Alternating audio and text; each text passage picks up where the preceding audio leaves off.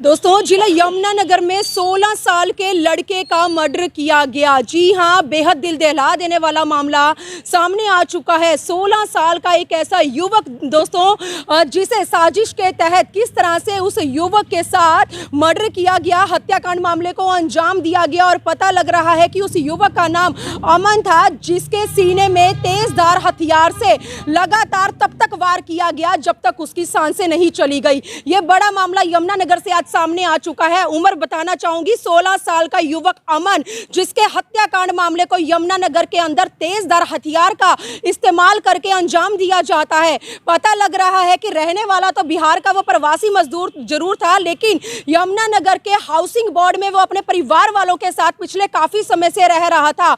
8वीं कक्षा की परीक्षा तक उसने पास की थी। जी हाँ, परीक्षा पास करके 8वीं कक्षा की पढ़ाई की थी, लेकिन उसके बाद गरीब परिवार है तो बताया जा रहा है कि अमन 2 से 3 दिन पहले अंबाला रोड पर एक फैक्ट्री है, जिस फैक्ट्री में मजदूरी का काम करने के लिए गया था। दोस्तों, गरीब लोग आखिरकार अपना जो पालन पोषण है वो काम करके ही कर सकते हैं।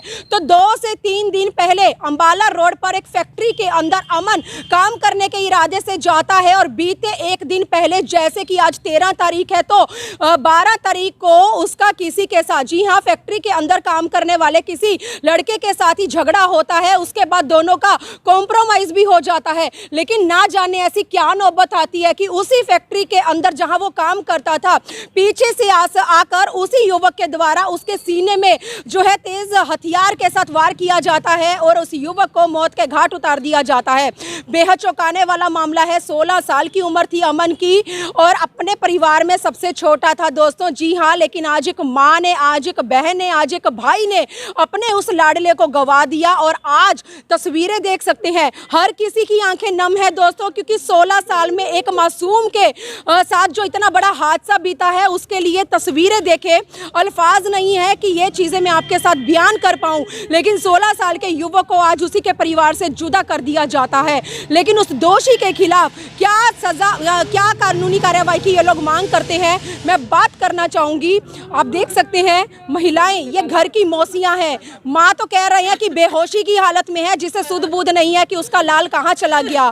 तो तस्वीरें देख सकते हैं। पहले तो एक और माँ हमारे साथ जुड़ी है, मासी है अमन की। क्या उसकी मासी हो जी, मैं तो यही चाहूंगी, मेरा बच्चा बहुत तड़प के मरा है, जिसको 3 घंटे कंपनी वालों ने रखा, उसके बाद सिविल हॉस्पिटल वालों ने। मेरे बच्चे को इंसाफ, जी कुछ नहीं पता, हमें कुछ नहीं पता कि किस लिए क्यों मारा, हमें नहीं पता। अगर हमें पता था तो हम अपने बच्चे को काम पे ना भेजते। हाँ, मैं मासी की लड़की हूँ उसकी। क्या हो सकता है अमन के साथ? 16 साल की उम्र में इतना बड़ा हादसा बीत गया, कैसे हुआ बताइए एक बार। हमें भी नहीं पता, हमारे पास सिर्फ शाम को फोन आया कि उसको चोट लग गई है। फिर हम उसके फैक्ट्री गए। जब हम गए तभी वहाँ पे उसको ट्रीटमेंट के लिए लाया गया। उससे पहले कोई उसका वहाँ पे उसके पास कोई नहीं था। उसको किसी ने, यहाँ तक कि वो तड़प रहा था, वहाँ पे उसके पास कोई लेबर, कोई फैक्ट्री का मालिक कोई भी नहीं आया। हमारे भाई गए, वो लेके यहाँ यमुना जगाधरी सिविल में है। जगाधरी सिविल वालों ने कोई भी ट्रीटमेंट नहीं दिया उसको।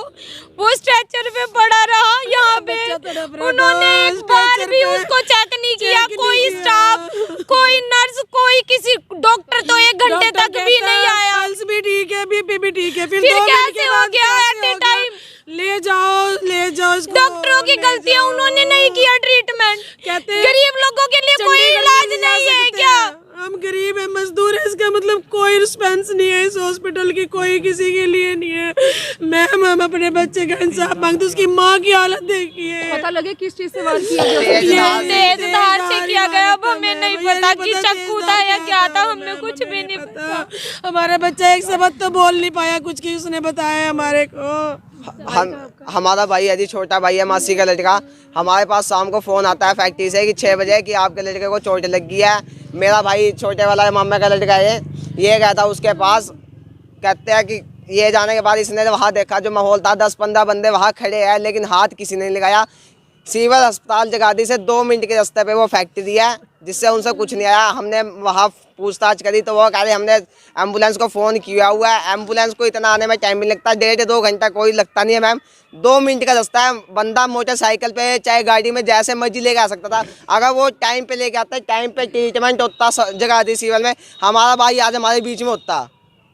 हमारा जो किस चीज से वार किया ये तेज धार से किया है जी, किसी कोई वजह पता लगी? इतनी कुछ बड़ी वजह क्या नहीं, हो सकती है कि- उसका हमें ये पता लगा है उनका आपस में लड़के के साथ लड़ाई झगड़ा हुआ है, वो फिर उनका कॉम्प्रोमाइज़ करवा दिया गया था।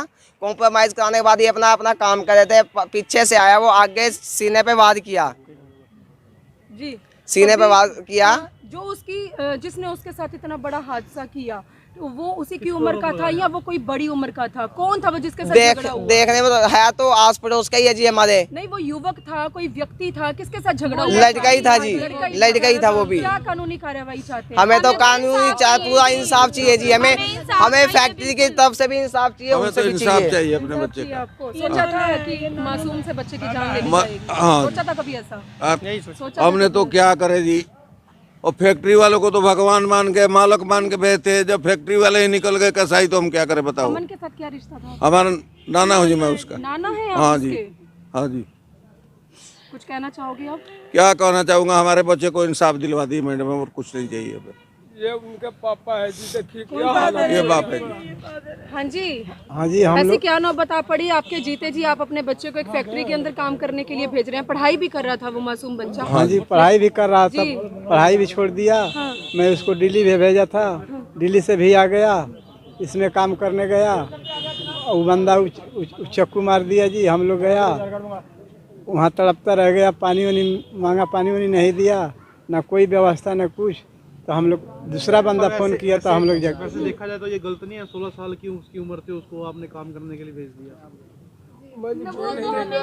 जनाब ये तो भी पता नहीं है कि कौन सा फैक्ट्री में काम कर रहा है जनाब, वो दो तीन नहीं, हमें नहीं पता जी इस बारे में कि वो काम पे जा रहा है ना। वो लेके गया काम पे कि चलो काम पे करते हैं, पढ़ाई हमें छोड़ नहीं दिया है। पता था हमें जी, भी नहीं उसकी पता उसकी दोस्त से ही बात हुई है, वो उससे ही अपने बात आप- हुई उसकी। उसकी मम्मी ने उसको मना भी किया था काम करने माँ के ने लिए। मना किया है कि भी काम पे नहीं जाएगा। और गरीब है जी, चलो चला भी गया, कोई बात नहीं। सरदार जी आप पहुंचे हैं गरीबी यहाँ पे। किराया नहीं क्या कराएगी। कहना चाहेंगे? एक 16 साल के मासूम बच्चे के साथ इतना बड़ा हादसा बीत गया। आप बिल्कुल इस इंसाफ हादसे चाहिए, इनको सख्त से सख्त कार्रवाई की जाए, जितनी भी सख्त हो वो कम है, सीधी बात। इनको हर हाल में इंसाफ चाहिए। मेरा बच्चा को इंसाफ चाहिए, मेरा बच्चे को, मेरा बच्चा तड़पता हुआ गया है, मेरे बच्चे को। तो दोस्तों मासियां हैं सारी, नाना है यहाँ पर, बच्चे का पिता है यहाँ पर। बेहद चौंकाने वाला ये मामला यमुनानगर से सामने आ जाता है। एक 16 साल के बच्चे के साथ इतना बड़ा हादसा करते हुए या वारदात करते समय इस बात का ख्याल तक नहीं आया कि वो 16 साल का एक मासूम है, किस तरह से उसके सीने में लगातार तेजधार हथियार के साथ तब तक वार किया गया जब तक उसकी सांसें नहीं चली गई। बताया जा रहा है कि जब सीने में वार किया गया था और उस समय उसकी सांसें चल रही थी, वो तड़प रहा था, वो मतलब चिल्ला रहा था, बचाओ प्लीज मेरी जान का बचाओ। लेकिन बताया जा रहा है कि 3 बजे के करीब उसके साथ इतनी बड़ी वारदात हुई और 6 बजे तक फैक्ट्री के अंदर वो तड़पता रहा। किसी ने भी आकर इंसानियत तक नहीं दिखाई। अगर समय रहते अमन को हॉस्पिटल पहुंचाया जाता तो अमन की जान आज बच सकती थी। दोस्तों हमें इंसाफ चाहिए, हमारा भाई मर गया, हमें इंसाफ चाहिए। हमें तो कंपनी वाले भी नहीं देखे, मेरा बच्चा तड़पता रहा वहीं पे 1.5 घंटे, मेरा बच्चा तड़पा, कंपनी वाले भी नहीं देखे मेरे बच्चे को। तो आप देख सकते हैं ये मासियां हैं सारी, मासियों के आगे भी जब लिखते हैं तो माँ शब्द आता है दोस्तों। और आज ये सब की सब माएँ किस तरह से अपने लाल के लिए रोती नजर आ रही हैं, यमुनानगर से सामने आ चुका है। दिल दहला देने वाली ये तस्वीरें हैं। गरीब के लिए कोई इंसाफ नहीं, हम उनके नाना है। इंसाफ नहीं है, गरीब के लिए कोई सिविल कोई देश के लिए हमारे नाती फैक्ट्री वाले गरीबों की कोई मदद नहीं करते, काम फैक्ट्री वाले कराने के लिए मदद नहीं दिया, उठा करके यहाँ भेजा नहीं तो हमारे पोते गए तो लेकर के आया बाइक से, उसकी मम्मी गई तो बाइक से लेकर के सिविल में आई। सिविल में नाबालिग को काम सिविल करने में पर रोका है तो रोको। उसका आप लोग कितनी ट्रीटमेंट जगह नहीं में सही नाबालिग हुआ, भूखा मर रहे हैं और काम कर रहे हैं। और हमारा उन्होंने भेज नाबालिग दिए ये तो क्या गाड़ा हो में, गया? मुँहने के बाद भेजे मौत के घाट कि हमारा उतार दिया दोस्त तो इसी के चलते आप देख सकते हैं सोमनाथ जी यहाँ पर हमारे साथ जुड़े हैं, जो आज हमें पूरी जानकारी देंगे कि आखिरकार कैसे पुलिस को सूचना मिली और क्या ये मामला जो है यमुनानगर में सामने आया है। एक बार सोमनाथ जी से जानकारी ले लेते हैं। सोमनाथ जी, क्या कहना चाहेंगे? 16 साल के मासूम बच्चे के सीने में वार करके उसे मौत के घाट उतारा गया है, क्या है ये पूरा मामला, और ये जानना चाहेंगे किस हथियार का इस्तेमाल किया गया उसे मारने के लिए? अच्छा, दिनांक 12/1/2024 को थाने में सूचना प्राप्त हुई थी कि भी मजरूब अमन सन ऑफ रिंकू जो लड़ाई झगड़े में लगी चोटों के कारण दाखिल अस्पताल है। कार्रवाई की आयु जो कार्रवाई पर मैं खुद अपने आप और साथी मुलाजमान के सरकारी अस्पताल जगाधरी में आया था, जहां से मजरूब का डॉक्टरी रुका व MLR हासिल की गई थी। और जो डॉक्टर साहब से दरख्वास्त के भी मजरूब बयान देने काबिल है नहीं, लेकिन पता लगा भी डॉक्टर जो मजरूब के जो परिवार है उसको इलाज के लिए गाबा हॉस्पिटल में लेके गए हैं। तो वे सूचना मिलने पर मैं गाबा हॉस्पिटल में पहुंचा था, जहां पर पता लगा भी मजरूब जो है अमन जो है मतलब कि ब्रॉड डेड हालत में गाबा अस्पताल में पहुंचा था, जहां पर उसका ब्रॉड डेड का रुखा हासिल लेके और जो मृतक अमन का पिता जो है रिंकू है उसके बयान अंकित किए गए थे। बयान अंकित करने पर उसके पिता ने राजीव आरोपी का नाम लिया है भी उसने कोई नुकीली चीज़ उसके लड़के के बाईं साइड छाती में मारकर मतलब कि उसकी हत्या की है, जिस पर मुकदमा नंबर 22 और दिनांक 12/1/2024 धारा 302 IPC के तहत मुकदमा दर्ज कर दिया है और तफ्तीश जारी है। आरोपी को शीघ्र गिरफ्तार किया। तो सोमनाथ जी, परिवार वालों का कहना है कि चाकू से वार किया गया है। सर नुकीली चीज़ है, देखो अभी वहाँ तो जैसे भी ये जो भी चीज़ तफ्तीश में सामने आएगा, चाकू है या नुकीली चीज़ जो भी है वो बिल्कुल बरामद करेंगे। सोमनाथ जी, पता चल रहा है कि अमन के साथ वारदात फैक्ट्री के अंदर 3 बजे के करीब बीती थी, लेकिन 6 बजे तक वो वहाँ तड़पता रहा। समय रहती अगर उसकी जान बचाई जाती तो वो आज सही सलामत होता।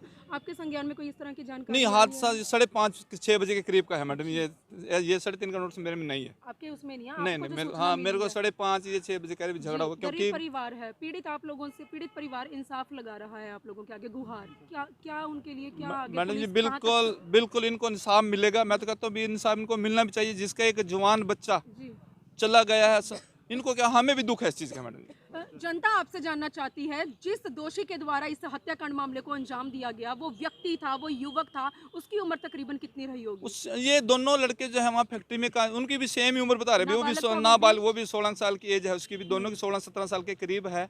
ठीक है जी, लेकिन आरोपी को जल्दी शीघ्र गिरफ्तार, ये मैं कहता हूँ आपको। तो देखिए, सोमनाथ जी का कहना है कि जिस युवक के द्वारा, जिस दोषी के द्वारा इस हत्याकांड मामले को अंजाम दिया गया है उसकी उम्र भी 16 साल की थी। दोस्तों, दोषी का परिवार भी पूरी तरह से खत्म हो चुका है, क्योंकि अब उनके बच्चे के लिए जो भी कानूनी कार्यवाही अमल में लाई जाएगी उसके लिए वो भी आज अपने बच्चे को खो चुके हैं।